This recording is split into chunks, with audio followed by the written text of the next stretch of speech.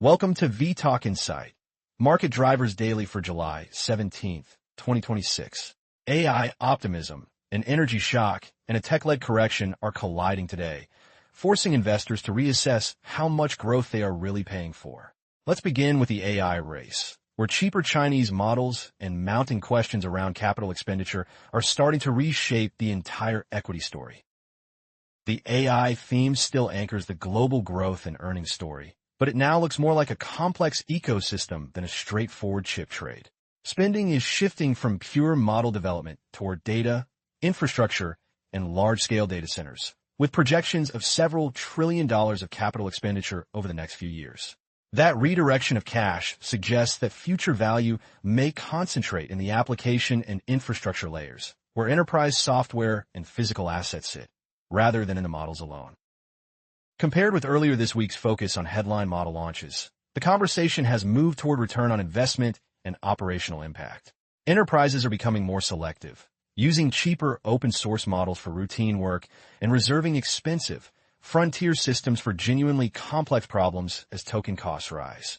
At the same time, the risk that AI applications become undifferentiated is seen as fading as more firms roll out tailored solutions that boost productivity, with industrial names and banks already reporting AI-driven efficiency gains. The sharpest shift comes from China, where Moonshot's Kimi K3 and other open-source models are reported to be approaching the performance of leading U.S. systems, but at much lower training and operating costs. Rapid improvement in these non-U.S. models, and evidence that a large share of U.S. companies are experimenting with Chinese open-weight tools, is raising concern about margin pressure for U.S. chipmakers and cloud platforms. China is also exporting AI technology into developing economies, shifting the battleground for dominance toward third countries and prompting speculation about tighter Western export controls or AI-specific protectionism. Even so, the U.S. is still viewed as ahead in the most advanced models, and price targets for key names like TSMC remain above spot, reinforcing the idea that the AI cycle is not yet mature. Under the surface, funding and concentration risks are building around this AI build-out. Hyperscalers are issuing large amounts of debt to finance infrastructure, with rising interest costs and lower free cash flow making the sustainability of massive capex programs a key risk into earnings season. Market participants are looking for a Goldilocks level of spending, enough to capture growth, but not so aggressive that balance sheets or equity valuations become vulnerable. Any hint from a major platform of cutting capex would likely be read as a turning point for the current AI trade, given how concentrated U.S. equity exposure is in semiconductors and AI-linked megacaps. Looking ahead, the main watch points are hyperscaler earnings and capex guidance, GPU availability and rental rates, and whether enterprise buyers continue to adopt differentiated AI applications rather than commoditized services. Policy moves also matter, from potential AI-specific export restrictions to broader U.S.-China technology tensions, especially as dependence on Taiwan for advanced chips remains a clear supply chain vulnerability. In summary, AI remains a powerful growth engine, but the market is pivoting from simple enthusiasm about chips toward a more nuanced assessment of capex discipline, geopolitical risk, and where in the stack long-term value will accrue. Those shifting dynamics in AI feed directly into the next story, where the energy system faces its own capacity crunch and geopolitical shocks. Energy markets have evolved from a crude oil scare into a full-blown refined product squeeze. Crack spreads are at or near record highs. Refined product inventories are at historic lows, and diesel and gasoline prices in key hubs are trading close to previous peaks, even though headline crude remains in the 80s. Compared with yesterday's focus on rising oil prices, today's picture underlines how shortages in refining and products are embedding a more persistent inflation floor. Geopolitics is amplifying an already tight setup. Escalating U.S.-Iran tensions, including repeated strikes and tougher naval blockades in the Strait of Hormuz and the Gulf of Oman, have reduced crude flows and disrupted shipping routes that are critical for global supply. At the same time, Ukrainian drone attacks have severely damaged Russian refining capacity, forcing Russia to import fuels and slashing its diesel exports, while outages in Venezuela add to the strain.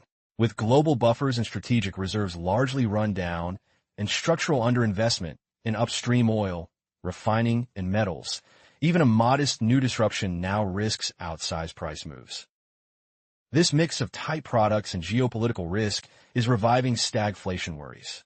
Recent softer inflation data have not fully reassured markets because rising Brent and WTI, with Brent moving toward the high 80s, threaten to push core measures like PCE higher again. European bond yields have already felt upward pressure linked to energy and inflation concerns, and there is growing commentary that higher oil could tilt central banks back to a more hawkish stance or at least delay easing. There are some offsets.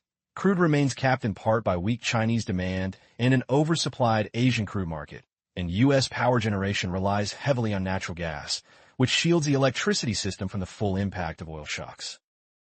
From a cross-asset perspective, persistent product tightness keeps an energy risk premium embedded in rates, credit, and foreign exchange.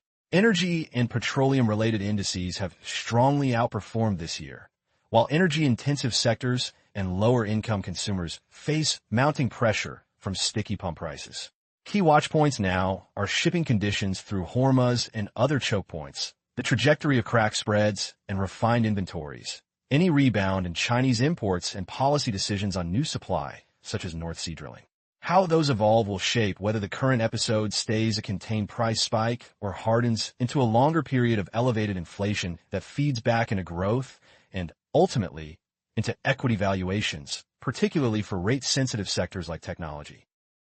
Against this backdrop, technology is leading a global de-risking phase. Sharp declines in Asian tech stocks, with regional indices such as MSCI Asia down around 3% and the Nikkei off nearly 5%, have spilled over into European and U.S. sessions. Nasdaq benchmarks are underperforming, semiconductor indices are down about 20% from recent peaks, and futures point to continued pressure as the week ends. The result is a classic tech-led drawdown, where weakness in a few crowded leaders is dragging on broader equity risk appetite. The immediate catalyst has been a series of AI developments that challenge the previous narrative of unassailable U.S. leadership. Chinese startups, notably Moonshot with its Kimi K3 model, are now seen as close to parity with top U.S. models for many tasks, but with significantly lower training and operating costs. This raises the prospect that enterprise customers will increasingly question the need for the most expensive U.S. hardware and cloud services, pressuring valuations from major U.S. chipmakers and hyperscalers that have been priced for sustained scarcity. Semiconductor names such as NVIDIA, Intel, and AMD are under notable pressure, while sentiment has been further undermined by delays in Google's Gemini program and disappointment around other tech stories like Netflix and SpaceX. So far, the evidence points more to a valuation reset than a collapse in fundamentals. Earnings from many semiconductor and AI-linked companies are still rising, and some banks remain constructive on the sector's profit outlook and on the broader global economy.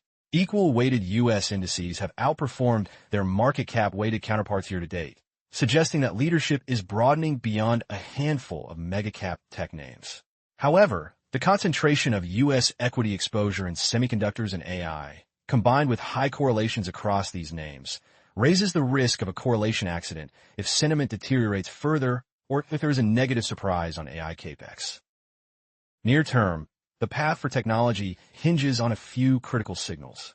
Upcoming hyperscaler earnings and capex plans will indicate whether recent selling is mainly profit-taking after parabolic gains or the start of a more durable derating of the AI complex.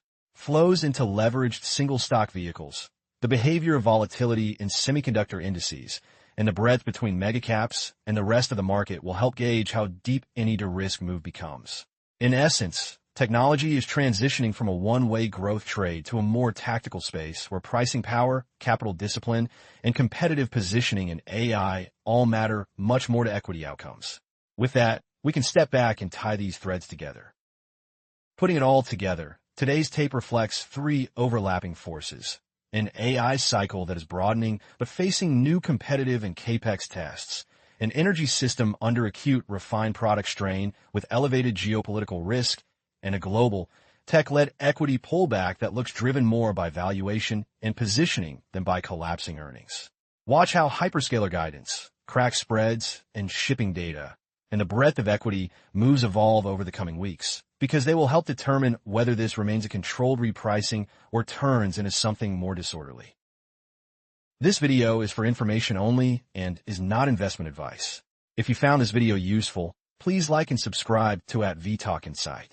Alternatively, visit vTalkInsight.com to chat with our specialized AI market assistant and access the latest interactive market insights.